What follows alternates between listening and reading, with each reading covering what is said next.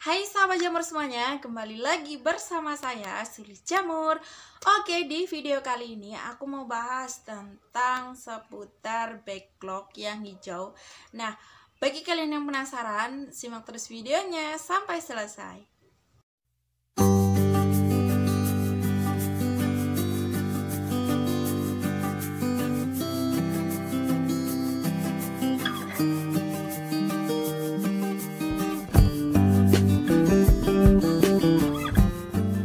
Oke teman-teman, kali ini aku mau kasih tahu ke teman-teman para petani jamur pemula dimanapun kalian ya. Tentunya backlog yang mengalami hijau itu pasti kita akan bingung dan pusing.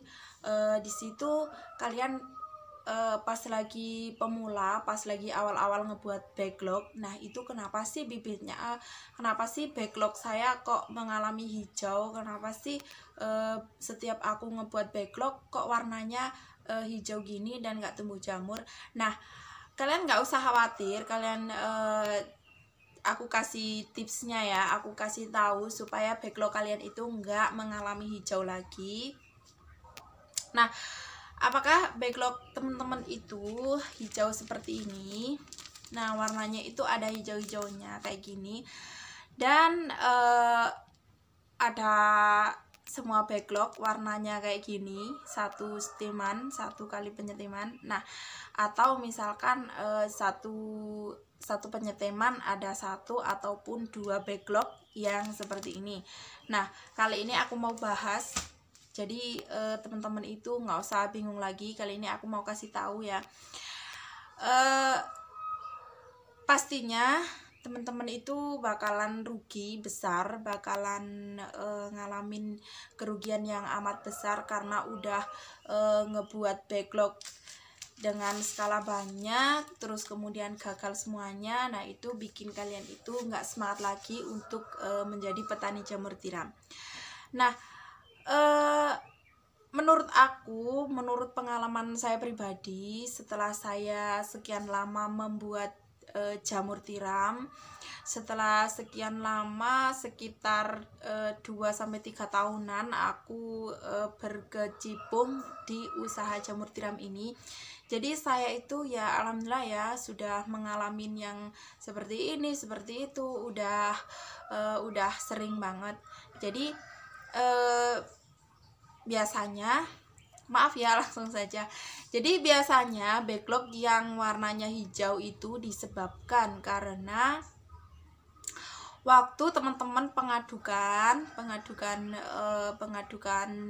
mencampur media, yaitu serbuk atau pokoknya bahan-bahan. Nah, itu biasanya kalian itu menggunakan dedak padi atau bahan-bahan yang sudah tidak layak pakai atau sudah kadaluarsa lah kayak gitu ya, atau sudah lama banget. Dan biasanya ada yang di medianya itu udah kayak banyak hewan-hewannya, atau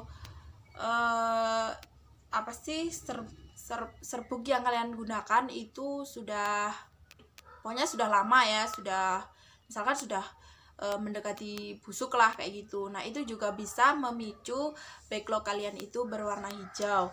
Nah, kemudian yang kedua, waktu teman-teman melakukan sterilisasi itu kurang matang. Nah, bisa dikatakan kurang matang karena backlog kalian itu masih mentah atau masih bakteri di dalam backlog itu sendiri belum mati ya. Jadi nanti itu bisa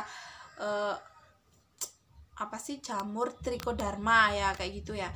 Jamur trichoderma itu masih belum mati, masih aktif. Jadi dia waktu dilakukan inokulasi pengisian bibit itu dia akan hidup lagi. Tapi kalau kalian melakukan sterilisasinya dengan waktu yang tepat, dengan tingkat kematangan yang pas, atau bisa dikatakan memenuhi syarat, yaitu 100 derajat ditahan selama 2 jam atau 3 jam.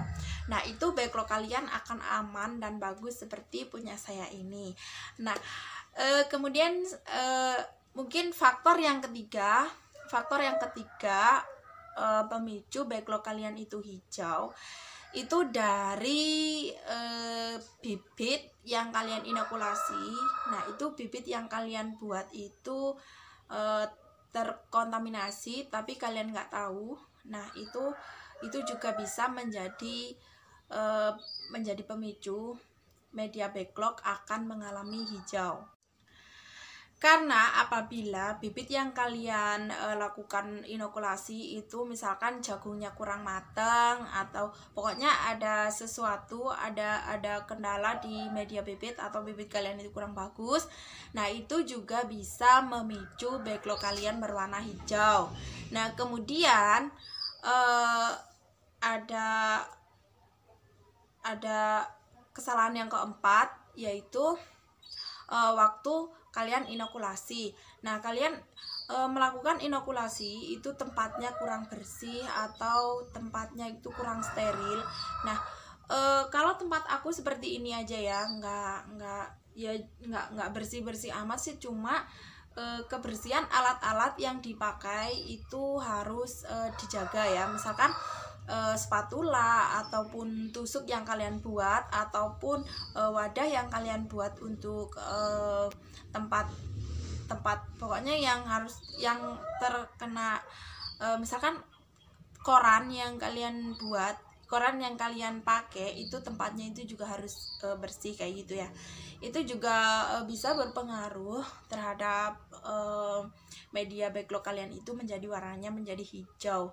Dan kalau bibit juga tersentuh tangan atau misalkan bibitnya itu udah jatuh terus kalian nah sayang nih mau diambil aja lah, sayang daripada kebuang, nah terus kalian ambil terus kalian masukin lagi, nah itu juga berpengaruh media backlog kalian itu hijau seperti ini. Nah, jadi kalian juga harus hati-hati ya, karena setiap petani jamur itu menurut aku sih nggak cuma 1 bulan 2 bulan sudah bisa jadi master, udah bisa menjadi sukses atau kayak gitu ya. Contohnya aku aja ya, selama 3 tahun ya masih aja ngalamin kayak gini, masih aja punya backlog yang hijau kayak gini. Apalagi kalian yang masih baru 1 bulan atau 2 bulan atau 3 bulan kayak gitu. Dan jadi kalian nggak usah patah semangat ya, lanjutin aja. Kalau misalkan kalian udah punya kumbung, udah beli alat-alat, atau pokoknya kalian itu udah berminat, wah aku pengen jadi pengusaha budidaya jamur nah kalian itu harus banyak-banyak mencari ilmu atau banyak-banyak mencari informasi. Jangan menyerah meskipun kalian itu mengalami kegagalan. Karena aku sendiri dulu pas waktu awal-awal budidaya jamur itu nggak langsung nggak langsung mencapai segini banyak ya, nggak langsung mencapai dapat target 30 kilo maupun 50 kilo kayak sekarang ya. Jadi dulu aku itu awal-awal usaha budidaya jamur itu juga sering ngalamin yang backlognya hitam, yang jamurnya itu kering, terus kemudian ngalamin backlog yang hijau. Pokoknya dulu itu aku juga udah mau menyerah, karena usaha jamur itu nggak gampang, nggak semudah yang kalian pikirkan. Jadi selama 3 tahun ini alhamdulillah aku udah misalkan nih jamur yang warna backlog yang warna hijau udah aku pelajarin ya. Ya alhamdulillah, meskipun ada aja yang hijau 1 ataupun 2 di dalam satu sterilisasi itu ada saja 1 ataupun 2 yang warnanya hijau atau yang terkontaminasi.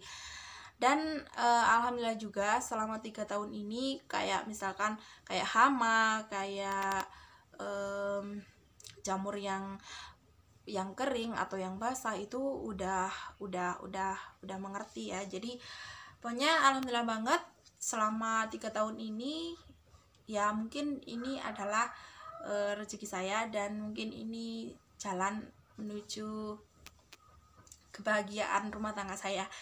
Jadi buat kalian yang masih pemula, nggak usah mikir, wah usaha jamur susah nih, kalau gini caranya aku berhenti aja lah.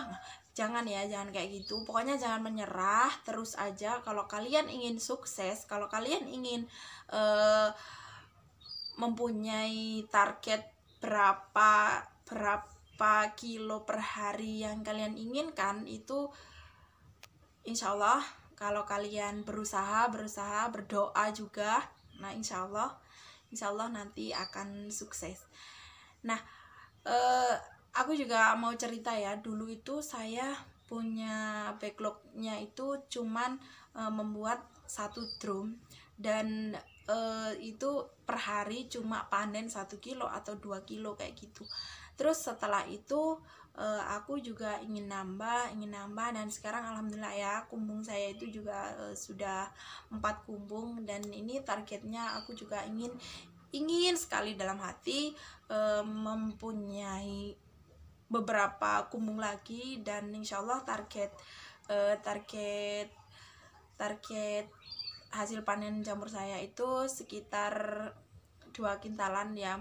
Tapi nggak tahu ya itu tahun depan atau tahun depannya lagi, tapi di pikiran saya itu pengen kayak gitu, karena pengepul jamur saya ini minta tambahan jamur lagi, karena kan dulu juga dapat 15 kilo, 16 kilo, 20 kilo. Nah itu kok pengepul saya itu kok minta lagi, nggak apa-apa lah nambah. Jadi insya Allah ini besok dapat target insya Allah 40 kilo ya. Maaf ya, bukan bermaksud pamer, tapi aku cuma ngasih semangat aja buat kalian yang masih pemula. Pokoknya jangan menyerah. Oke ya, cukup sekian informasi seputar jamur tiram dari saya. Mudah-mudahan bermanfaat, mudah-mudahan membantu. Assalamualaikum warahmatullahi wabarakatuh.